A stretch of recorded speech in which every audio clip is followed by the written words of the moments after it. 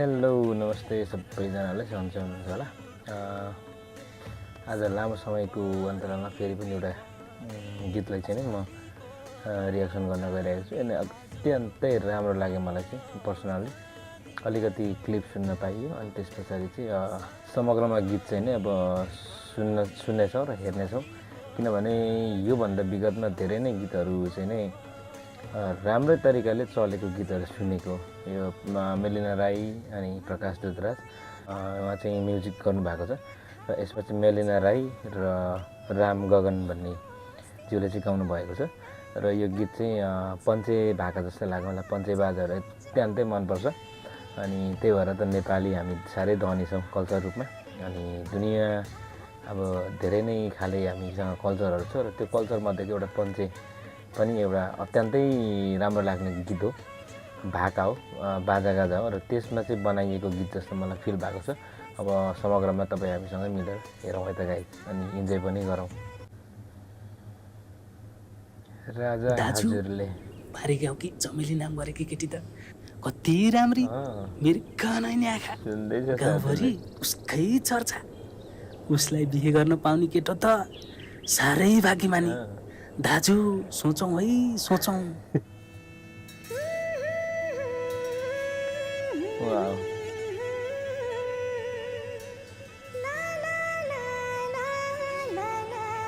चिट्ठी आएछ नि त हैन,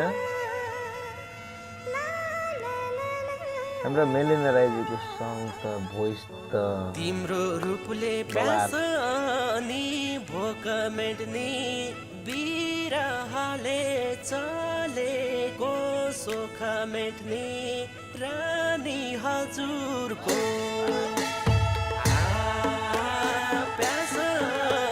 मिठो लाग्छ कि मलाई यो तपाईँको पञ्चे भाका है। अब मम्म है अति बाबा लाग्छ। हामी कल्चरको साह्रै धनी हो कि, अति नै धनी मान्छे हो हामी।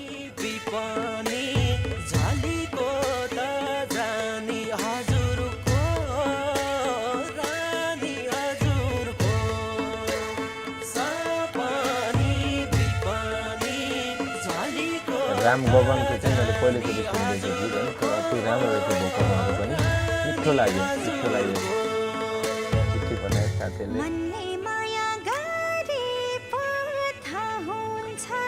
मेलिना राईको त बाबालाई बिग फ्यान हो क्या म।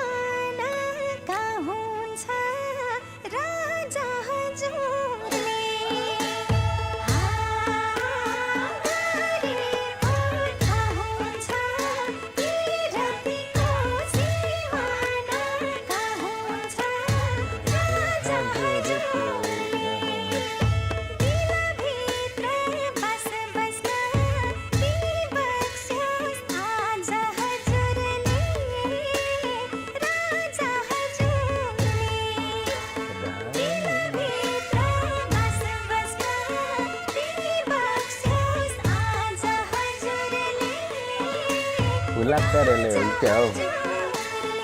वाह, मलाई समग्रमा मेलिना राईज्यू र हाम्रो प्रकाश दुधराजको चाहिँ नै गीत चाहिँ मैले धेरै सुनेको छु क्या। अनि धेरै नै मनपर्छ योभन्दा अगाडिको गीतहरू। अनि हरेक दसैँ छेकमा आउने गर्थ्यो नि, अति दामी लाग्थ्यो। अहिले पनि टक्क युट्युब स्क्रोल गर्ने क्रममा चाहिँ उहाँको गाना भेटेको।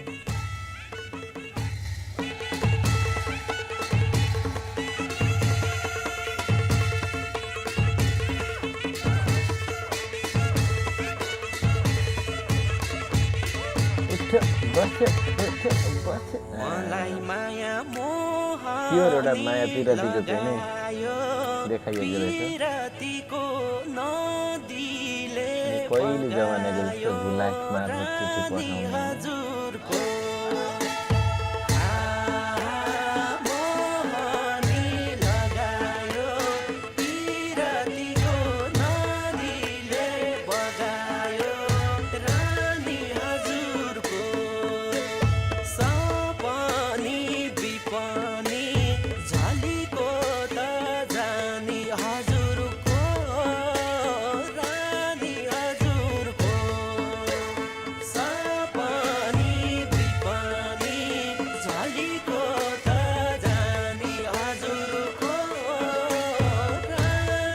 हजुरको अत्यन्तै तिम्रै रूपको कोरेर चित्र अर्थ खोज्छु मायाको मैभित्र पुरै चिठी होइन माया पुरै साथी रहेछन् ऊ जमाना होइन जब जुन बेला फोन थिएन नि त्यो बेलाको अति यो पनि एउटा मैले पनि अलिअलि भेटेँ यस्तो चिठी लेख्नु होइन तर भेटेँ त लेख्थेन जमानाको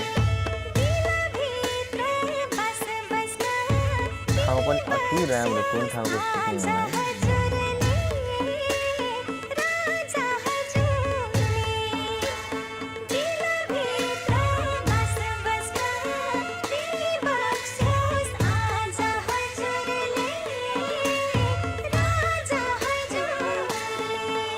आयो आयो चिठी आयो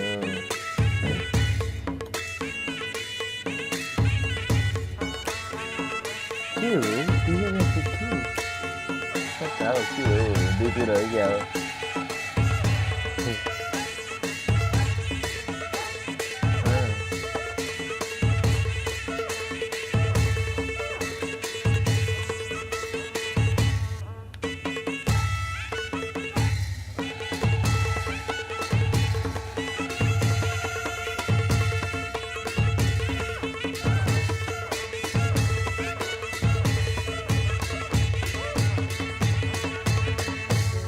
तिमी भित्रै हराउने बानी भो हराएर जिन्दगी जानी भो रानी हजुरको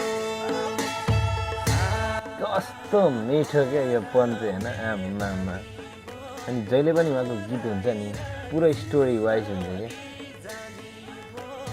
रानी हजुरको सपनी विपनी झलीको त जानी हजुरको रानी हजुरको सपनी विपनी होला कि दाइ आइपुगे झलीको त जानी हजुरको रानी हजुरको चिनो रुमाल राखेर मैले यो गाउँमा हल्ला चारतिर फैलियो राजा हजुरले राखेर मैले यो गाउँमा हल्ला चारतिर फैलियो राजा हजुरले दिलभित्र बस बस्न दिइबक्स्योस् आज हजुरले राजा हजुरले दिलभित्र बस बस्न दिइबक्स्योस् माग्न आइसकेछ यता हो पिर पऱ्यो राजा हजुरले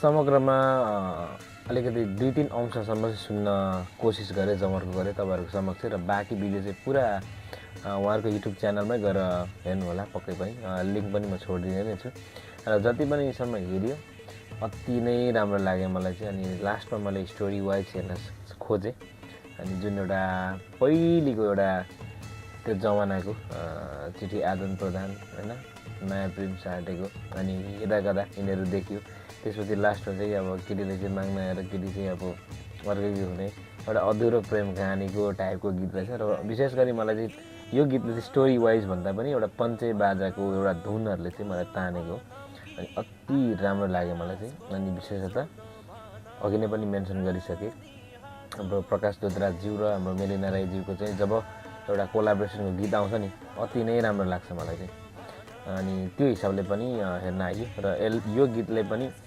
डिसअपोइन्टेड चाहिँ भएन किनभने यसमा मेलिना राईज्यू हुनुहुन्छ र राम गगनज्यू पनि हुनुहुन्छ राम गगनज्यू र मेलिना राईज्यूको भोकलको चाहिँ नै गाना सुन्यो अति नै राम्रो लाग्यो अनि प्रकाश दोद्राज्यूले चाहिँ म्युजिक भन्नुभएको रहेछ र उहाँहरूको जस गीतहरू मैले पहिले सुनेको र अत्यन्तै राम्रो लागेको हिसाबले यो गीतमा पनि छिर्न जमर्को गरेँ र योभन्दा अगाडिको त मैले गीतहरू चाहिँ मैले रियाक्सन गरेको छैन तर आजको गर्ने जमर्को गरे र यो गीतले पनि मान्छेलाई हामीलाई सबैलाई डिसपोइन्ट गर्नुभएको छैन। अत्यन्तै राम्रो सृजना, राम्रो बनेको छ।